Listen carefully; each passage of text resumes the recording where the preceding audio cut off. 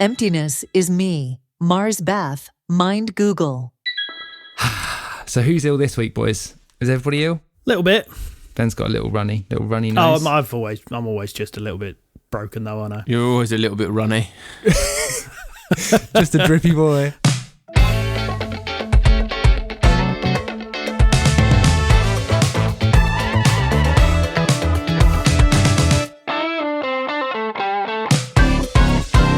They're so wonderfully ill-informed. Hi, and welcome to Wonderfully Ill-Informed, the podcast where we convert interesting, funny, or informative things from our week into quotes, put them into a randomizer, take our best shot at guessing what they're about, and then jump into a discussion. Join us for some rather unpredictable chats on Wonderfully Ill-Informed. I'm Mark. I'm Ben. And I am Tom. Hello. Hello. Howdy there, boys. I have a little question to open us up this evening. This once more comes from the depths of my brain. Of the two childhood fears you could possibly have, the floor being turned into lava or the floor being turned into quicksand, which would you rather go through for 1 hour a day, every day? I thought you were going to reference the floor being turned into semen, but yeah. Sorry. I'm slightly confused. So you have to travel through it each day. You know, like back in the day, you'd be like, guys, the floor is lava, when we were little kids. Yeah, but so is it playing the game or is it the actual floor is lava? I'm so confused. No, so the floor becomes one of those. You have to deal with that for an hour every day. Yeah. Which one do you choose? So lava or, what was it again? Or quicksand. So death, basically. Well, Yeah. It's death or slow death.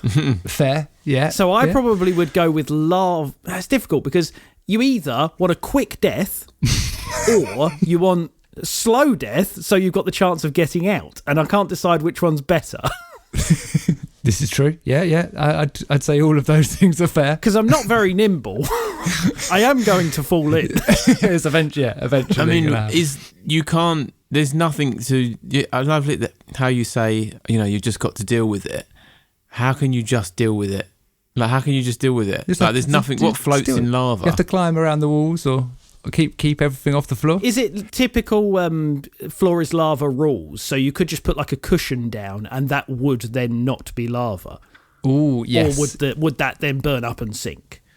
Yeah, because if it's literal, it's a bit like we're just fucked because you can't. It's not like you can get a lava-proof boat and just make your merry way to work. Yeah, I was kind of imagining this as like the children's game, like you. So not real then.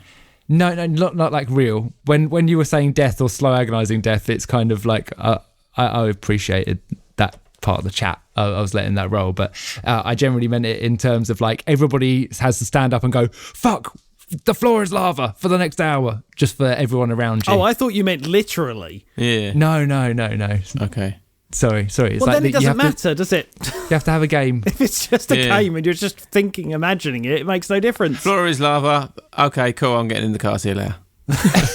I'm driving. I'm going home. Yeah. Tom's lost all of his childhood spirit. Wonderment, and yeah, you're not interested in playing a game. Well, if it was me, I'd be like, the floor is lava. Okay, I'll just stay in and work in the studio.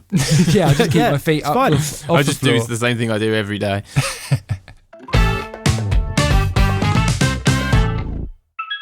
Hello, listener. It is I, everyone's favorite, the Nameless Wonder. Welcome back to the show, where Ben is always drippy, Mark annoys everyone with his ineptitude, and as usual, Tom refuses to play games and goes back to his work. Entering prediction mode.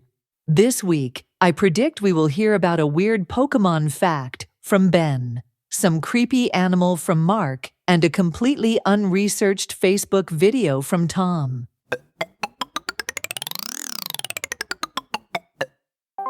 Emptiness is meaningful. Nothing is everything. Oh, see, I read it as emptiness is me because that was all it was showing us to start with. That's why. Emptiness is me. So it's kind of oh god, it's Ben. kind of trying to be happy out of something shit. Is that what it's getting at? Mm-hmm. It's kind of quite hopeful, isn't it? It sounds like it's a very deep, mindful. It is, isn't it? Musaka thing. It does seem like that. Yeah, it does seem like that. But it's not. It's not very deep. I mean, that's a very deep quote. It is definitely a deep quote. This was actually a quote from the video that we'll watch, and it's an interview from someone involved in this thing. Ben, have you got any guesses while I send this over to Tom? No, I think we should just watch it. I'm slowly working out that I don't think my brain has woken up today, and it's currently 10 to 7 in the evening. So good luck, everyone. It's not going well. I might just be along for the ride for this one. Yeah. It'll get to like 1 at night, and Ben will be like, "Oh, it means this." I have a guess. I just get a text. Yeah. Can you space out and do nothing for 90 minutes? At this year's International Space Out competition, more than 70 teams joined the race to see who is best at, well, not doing much of anything.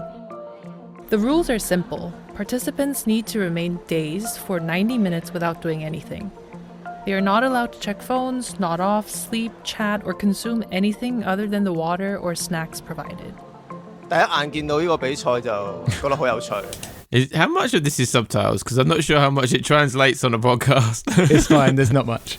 All participants can raise the colored cards in front of them to enjoy different services. Red for massage, blue for water, yellow for fanning, and black for removing other inconveniences. Their heart rates will be checked every 15 minutes. Those with a more stable or falling heart rate will receive higher scores.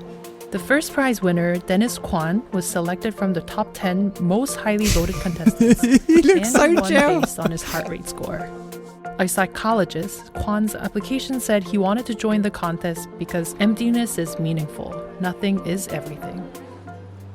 The Space Out competition marked its 10th anniversary this year. Created by South Korean artist Upsiang in 2014, it is an annual event first held. Oh, I can't be asked to listen to anymore. Sorry. That's fine, yeah, we can stop. I was like reading it for a bit, and then I realised that I was doing literally what it said in the video. I was just literally just spaced out, like Just looking at my screen. I was purely waiting for Tom to get bored of it. I was going to say, do we need to watch this whole video, Mark? And I was like, no, Tom will do it for me. It won't be long. Yeah, I'm going to let Tom be the arbiter of this. I'd already spaced out, man. Yeah, I just hadn't said. Yeah. So I didn't realise it was a competition to start with. Yeah. Until I was like, oh no, they've all got like numbers on them. Yeah. Like a marathon. Yeah. I like the idea of it, but I think rather than turn it into a competition, it like practice like meditation or something. I think would be meditation is something I've always wanted to do, but never actually got round to doing it. But that's basically kind of what they're doing. I know it's not the same, but do you know what I mean? They're trying to empty their mind. Do you know what I mean? All that kind of stuff. What do they get for doing this, for winning? I'm not sure. Let's have a look. I don't think they necessarily win anything. I think they win the accolade just get to be the of winner. being the winner. And I think they get like a certificate, and it looks like, oh, wow, there's a little trophy. I'll get you the trophy. It looks like a man thinking. It looks a little bit like The Thinker. I don't know if you know that piece of artwork. You obviously weren't looking at the cameras, Mark. I was doing it. What, The Thinker? Oh, I know, I wasn't. Did you look a little? Yes, exactly. It looks like that, but with like a top hat on, I think. It looks like a pilgrim hat. It looks like he's gone to Thanksgiving and then he's won the Space Out competition. Yes, Tom, it's exactly what Tom's doing. What we'll do is we'll post that to the miming a Instagram. blowjob. Exactly right.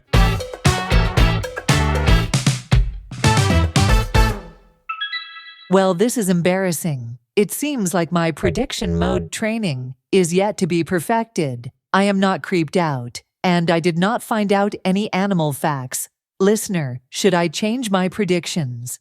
No, I will trust prediction mode and stick with my predictions. Pokemon from Ben and nonsense from Tom. Here we go.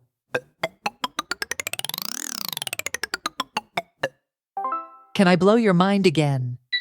You've got another mind-blowing thing for us, Tom, have you? Yeah. So last time I brought a thing that was just fake. So no, I mean the last time you blew our minds was the sphere sound, right? Yeah. So is this to do with that, or is it just another mind-blowing thing? It's not sphere related. It's something that I didn't actually know. Maybe you did. So let's see if this catches you out. So How long does it take to boil an egg? It depends if the water's already boiling, but like 7 minutes. 7 minutes? Fucking hell, you don't want a hard-boiled egg, mate. Jesus Christ. Yeah. Well, you didn't specify what type of egg, to be fair. No, true. But the man wants a hard-boiled egg. Nor how 7 how minutes. tepid the water was. That was from cold water, but Yeah, fair enough. From cold water, maybe so. Now go to on top of a mountain. How long does it take to boil your egg? the higher air pressure, so less time. I think. Well, this is where we'll come to the video. I think it's the other way around. It takes longer time. Oh, okay. Can I blow your mind again? This is this is really good stuff, okay?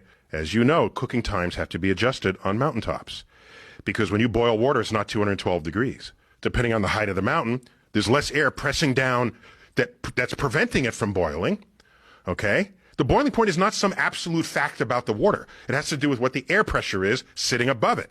If you have extremely high air pressure, water has to go to a much higher temperature before it boils. So the boiling point of water that's reported in all textbooks is at sea level, at 1 atmospheric pressure. That's how you get 212 degrees. If you start reducing the atmospheric pressure, it's 210 degrees, 205 degrees, 200 degrees, 190 degrees, 180 degrees. 180 degrees? Oh, yes. And so that's not as hot as 212 degrees, so you got to cook the food longer. All cooking times are increased for this reason. That's so crazy. I have no So now idea. watch. I'm not done with you. Uh-oh. Let's keep reducing the air pressure, okay? Boiling point keeps dropping. It's 170 degrees, 150, 100 degrees Fahrenheit, 80 degrees Fahrenheit, 50 degrees Fahrenheit, 40 degrees Fahrenheit, 32 degrees Fahrenheit. What happens? The ice melts and becomes water. The water evaporates and becomes steam, and all of that's happening at 32 degrees. There is an atmospheric pressure for which water, ice, and steam coexist, and it's called the triple point of water. And all ingredients have a triple point. Wow. What is the And atmospheric pressure? Mars is very close to the triple point of water.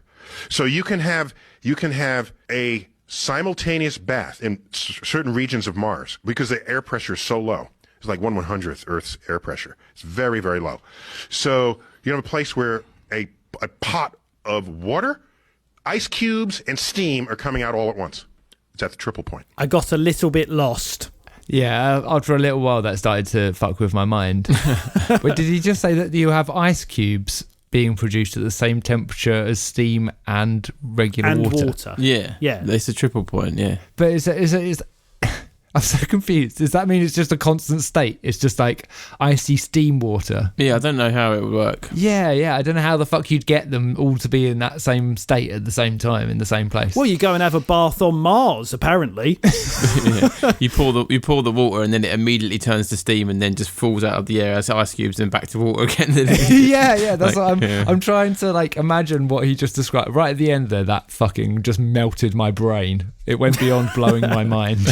The interesting thing is that he says that there is a triple point for everything. Yeah. So does that mean that somewhere I could be solid, liquid, and gas at the same time? Yes.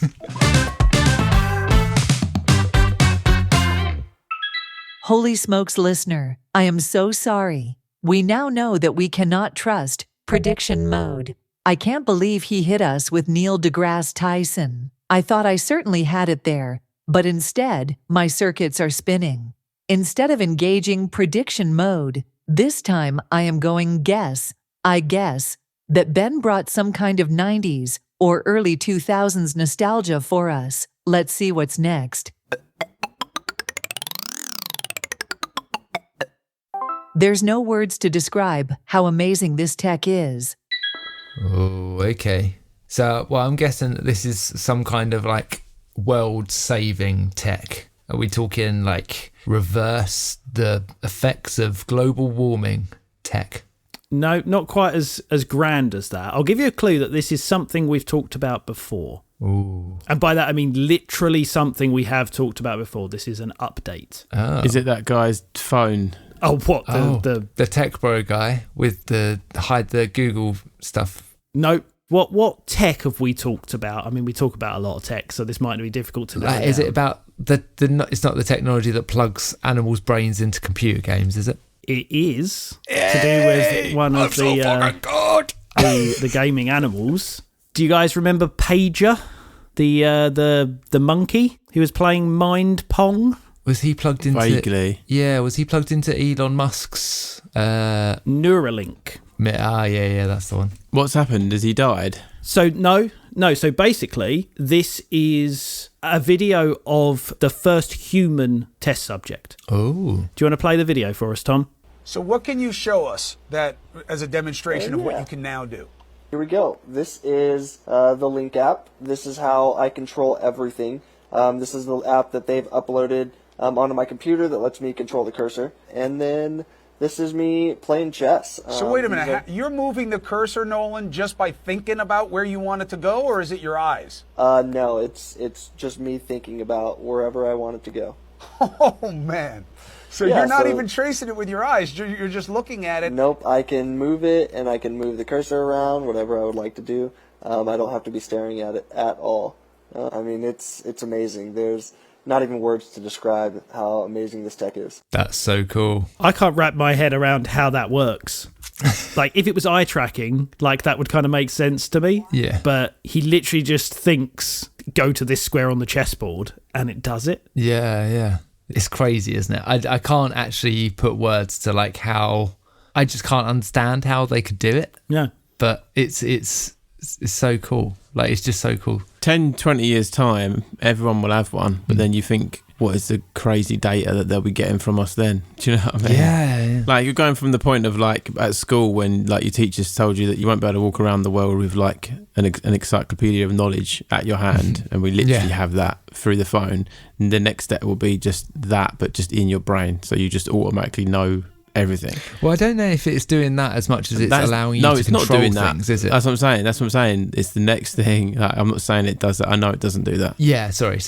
Yeah, I'm sure that at some point there'll be someone developing a thing where you can, essentially in your mind's eye, access the internet and things like that. Yeah, do you just have an internal Google that does it for you? You think it Googles it and feeds the answer into your memory. Into your brain. That seems a little bit too science fiction to me. Well, mate, all science fiction happens eventually.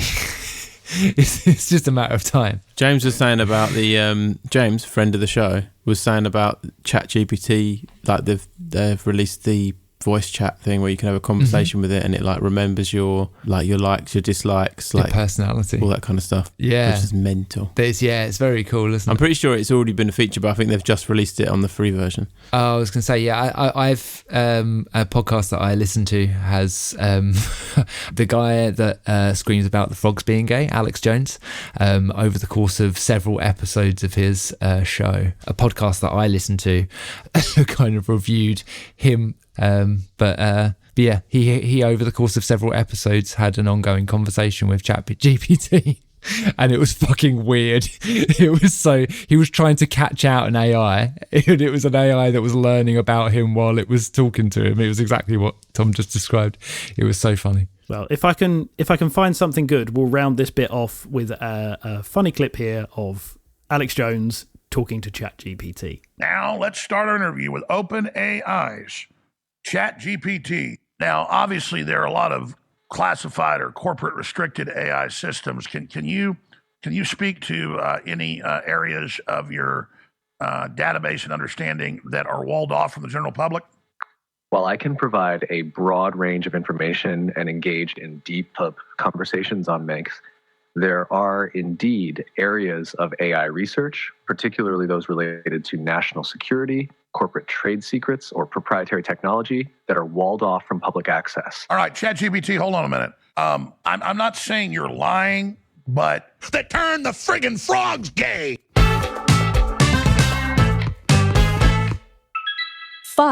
Fucking shit. What a total and utter bunch of cunts. I honestly just wanted to have a little fun at their expense, but they had to go and make me look stupid instead. Assholes. Have fun with your silly little game. What is the game, Ben? Did Mike approve of it? I did run this one by Mike, and it was inconclusive. So this week, I'm going to give you the real name of a famous person, and I want you to tell me what we know them as. Oh, okay. I feel like I'm going to struggle. Sense? Yeah, I get it. Okay, the first one. Well, okay, I'll start with a very easy one. Marshall Mathers. Well, we know that. Do we? Yes. Is or is he Dr. Dre? Oh, I can't remember his name. Is he Mr. Slim Shady? Mr. NW80? I can't remember what else he. I feel like there's a whole line. I don't know if you're messing around, Mark. It was Exhibit. Exhibit. Okay, you guys both know this. It's Eminem. Eminem. Yeah. That's an easy one. That's probably the easiest of all of these, I think. Okay, cool. Next one is Thomas Jacob Black. Jack Black. That is Jack Black. Well done. Nice, well done. I was like, Bit more difficult, this one. Michael Douglas. Not Michael Douglas, I'm guessing.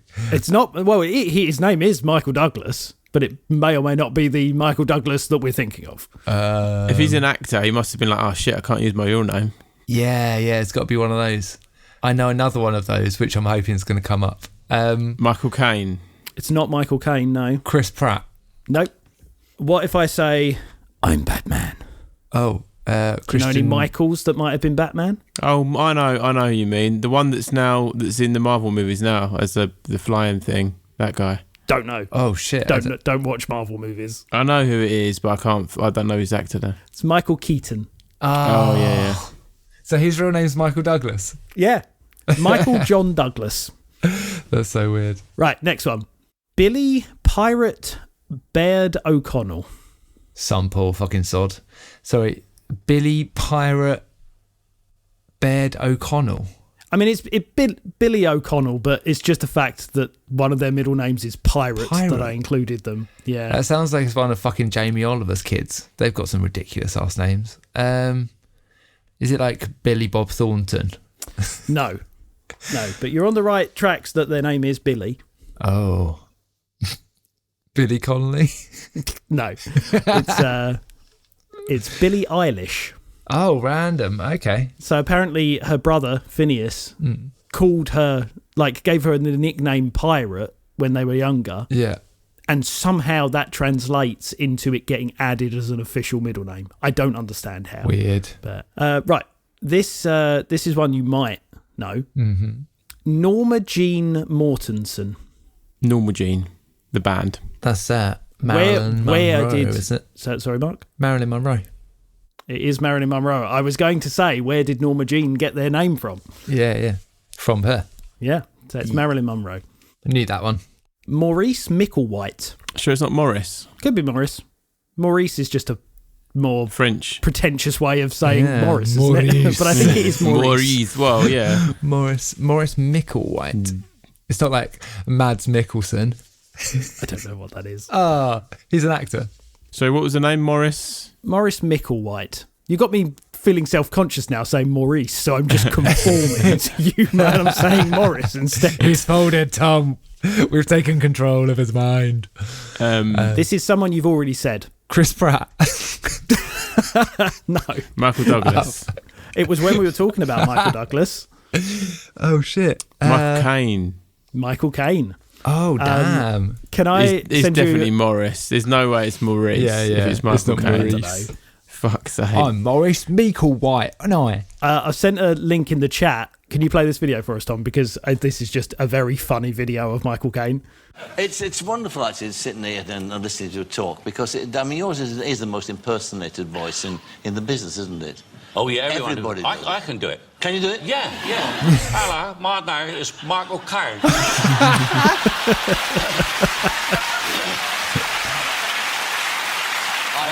I'm finished yet. I'm not finished yet. Not many people know that. I thought it was be like, and actually, my name is Maurice Micklewhite, isn't it? Maurice, yeah, exactly. Maurice Micklewhite. Next one is Nicholas Coppola. Or Coppola. Oh, do you know this one, Tom? Because I think I know this one. Go. Oh. Nicolas Cage. It is Nicolas Cage. And I was surprised to find out that he is the nephew of Francis Ford Coppola. Yeah. I'm not entirely sure who that is. He's a big director. Oh, all right, okay. It's a big acting family. The Coppolas, big acting family. Yeah. I thought this next one was easy. Mike struggled with it and had no idea. So maybe I just have this knowledge for some unknown reason. Okay. I'm not going to give you the full name on this because the surname gives it away. Destiny Hope. Absolute silence. Well, you didn't give us the surname, so it's not actually the name, but yeah. Okay, do you want me to give the full name then, and you'll get it in a split second? Yeah, it's very hard. That Schwarzenegger, is it? It's not Arnold Schwarzenegger. Yeah, Destiny Hope Schwarzenegger. No, it's Destiny Hope Cyrus. Oh, Miley Cyrus. It's Miley Cyrus. It was one of those names, yeah. Yeah, I was like, I can't include the name. It's why, because Billie Eilish's name is actually Billie Eilish Pirate O'Connell. Jesus fucking Christ! Fuck off with the pirate. That's so stupid. So I've left out when they're make them too obvious. I've got a new name: Thomas Andrew Cunt Strike. New? Yeah. Isn't that? Oh, do you know that already? Okay, right, yeah. Well, that's what I've always called you. Yes. Yeah. Just cunt for short. Yeah. Only behind your back, though, obviously. Yeah. Right, last one. Brian Warner. I feel like that's in the dark recesses of my mind, but I can't think of it off the top of my head. Any idea, Tom? Nope. What if I said that he's got a few missing ribs? Marilyn Manson. It's Marilyn Manson, yes. Who's named after Marilyn Monroe. Yeah. Whose real name is Norma Jean. We've got around a big fucking song. There you go. I do have one more interesting one, which I haven't used as a normal one because I don't know who the person is. So I don't know if you guys would. But have you heard of Albert Brooks? No. He's an actor or a director or something. Right. His real name is Albert Einstein. How good is that? That is due. Well, there you go. That was my game. Was Mike wrong to think that he wasn't sure whether it was good or bad? The silence speaks volumes there, guys. I don't know, man. It was a good game. It was a good game. It's just, I'm not very good at it. Hey, Tom, you got a couple of them, didn't you? I got a few. Sorry, I take away those words of not very good at it and replace it with didn't enjoy it. I just had a shit time, mate. Yeah, it's all right. Well, thank you for your comments, cunt. Yeah. Everybody, Eleanor Rigby's a cunt. Eleanor Rigby's a cunt. Probably one of my favourite cold opens that we've done. Certainly Tom's. Literally, Tom's going to vote for that one every week. I'm waiting for Brandon to comment on it, but we've not. Yeah, Brandon hasn't said nothing yet. Hopefully we've offended him enough to not listen to the podcast. He'll never listen to Beatles ever again. Yeah. Well, if you listen to the Beatles, please don't. No, please carry on listening. Yeah, just stop. Let's just end the podcast like that. Please don't. We hope you enjoyed this episode. If you've got any thoughts, questions, corrections, anything like that at all, then reach out to us at our Instagram as Wonderfully Ill-Informed, all one word, or leave a comment in the bottom of Spotify if you want Ben to read out a message. We have not had any new ones, I'm afraid, Mark. Damn. We've started a thing that we could not pay off on because it's nobody already listens over to our podcast. So that means we'll forget next week and it will never happen again. Pity us. Somebody leave a comment on this and I will read it out next week. We guarantee that Ben will read it out either next week or the week after. Please, guys, subscribe, rate, or leave a review. Please do it on whatever podcast platform. Maybe we should, if you are listening, if you are one of the 10 individuals listening, leave us a comment. Get our hopes up. Get us a little bit hard. Just a little bit. Make us happy. Just a little twitch. That's all we're asking for. Anyway, it will help us grow. I love that you were definitely working on that for a while. I love it. And ensure that more wonderfully ill-informed individuals like yourself can enjoy our show. You can find links to everything we've talked about this week in the episode show notes. Let's stop this bullshit now. Goodbye, everyone. Thanks for listening. See you next week. Ben doesn't like my profanity. No. Bye. Bye. Bye.